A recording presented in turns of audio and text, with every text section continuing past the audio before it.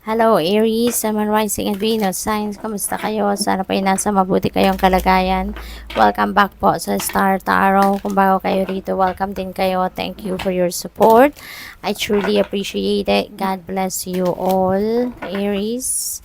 Pauna mensahe ninyo ay romance and connection. Ayan, so maybe ang iba sa inyo dito is going to focus on your relationships, no? Hindi lang ito limited to romantic relationship, but also connection ninyo with friends or with other people, di ba, around you.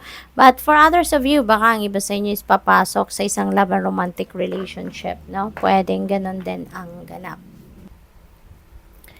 So, what else? We have take charge and action. Ayan. So, Aries, this is really beautiful. Kasi siguro, no? Kung ano man itong mga pinag-iisipan ninyong gawin, ano man yung mga goals ninyo na sinat ninyo para sa sarili ninyo, siguro nandito na yung opportunities, no? Na makakatulong sa'yo para ma-accomplish mo yung goals ninyo or makuha ninyo kung ano man yung mga heart's desires ninyo, 'di ba? Kaya ang panawagan sa inyo dito, ay wag ka nang mag-procrastinate, sorry. Wag ka nang mag-procrastinate, wag ka nang dalawang isip, wag ka nang magpamamaya-maya na, 'di ba? Take charge now, take action now kasi nandito na. Habang nandito na yung mga oportunidad, go for it. 'Di ba? Go for it before it slips away from you. What else? We have ease and grace. Ayan, go with the flow. Okay? Importante din dito. Aries, you go with the flow. Wag na kayong kumontra sa mga pagbabago or wag na ninyong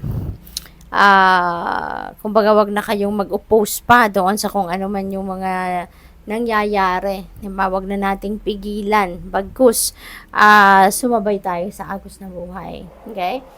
Let's just go with the flow. Kasi mas maganda yung sumusunod tayo sa agos ng buhay dahil the more na nagsusurrender tayo sa universe, 'di ba? Mas nagiging maayos ang sitwasyon, no? Mas nagiging maayos yung kaganapan sa buhay natin, hindi ba? Kaya it is extremely important to just surrender to the natural ebb and flow of life, okay?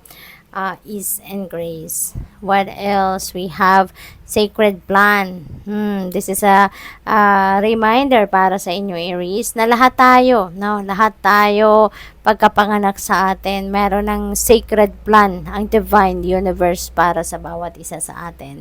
Kaya magtiwala lang kayo, no, na lahat ng nangyayari sa buhay ninyo ay parte ng sacred plan. Parte yan ng divine plan, ano? Syempre, hindi perfect, 'di ba? There's no perfect situation. Walang perfect journey, no, sa kahit kanino man. Kaya wag na kayong magtampo, wag na ninyong questionin kung bakit meron tayong mga obstacles na nararanasan, meron tayong mga challenging situations na nararanasan, kasi there's no perfect journey. Otherwise, kung puro maayos, puro perfect, 'di ba, ang nangyayari, edi paano tayo matututo?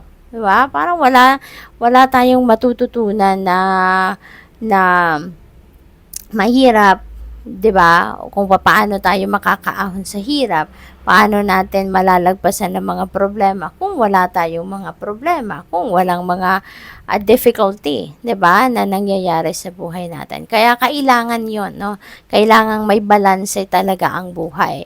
Hindi rin natin ma-appreciate masyado yung success, 'di ba? Kung hindi tayo nag-fail, kung hindi tayo naghirap, no, sa journey para makamit natin yung success. Yung mga ganun ba? Kaya alalahanin natin, no, na lahat ng nangyayari, no, lahat ng nangyayari sa buhay natin, parte yan ng sacred plan ng divine universe. Okay?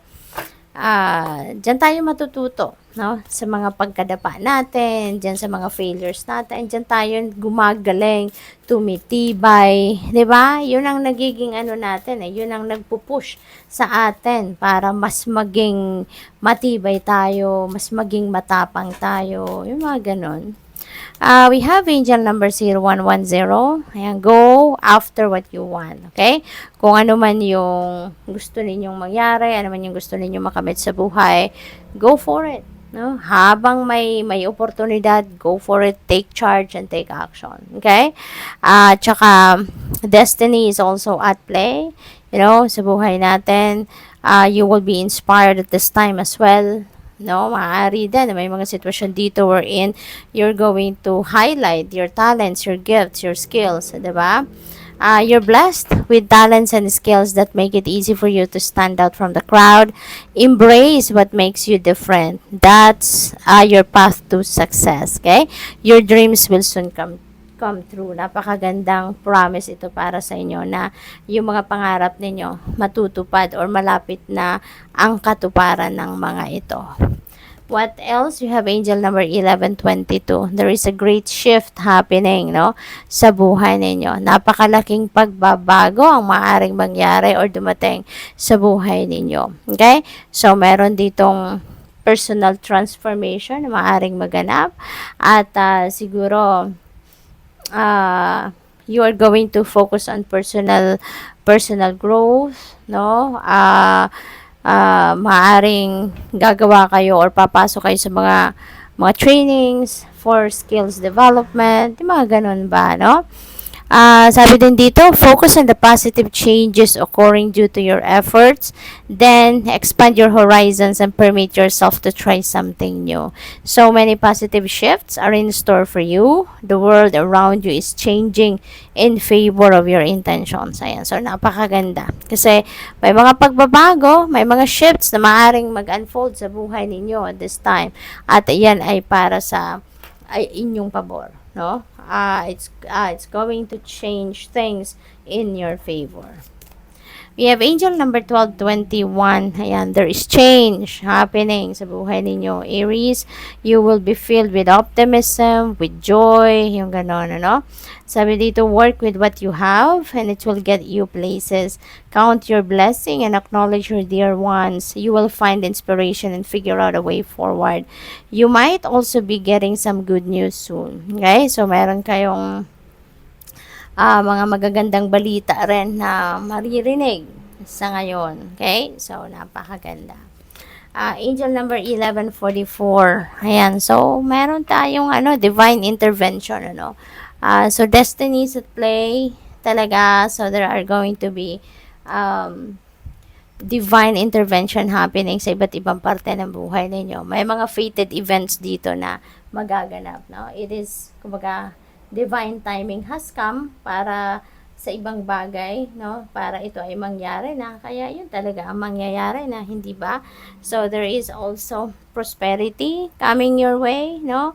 Meron kaperahan, merong oportunidad para magkapera kayo, yung gano'n, ano? So, there's also big ventures happening, no? May mga big ventures dito na paparating. Meron kayong mga fated events at saka meron ditong siguro mga mangyayari na hindi ninyo inaasahan. No? There could be miraculous events na mag-unfold sa buhay ninyo. So, good luck. Thank you for watching. Love and light. Namaste.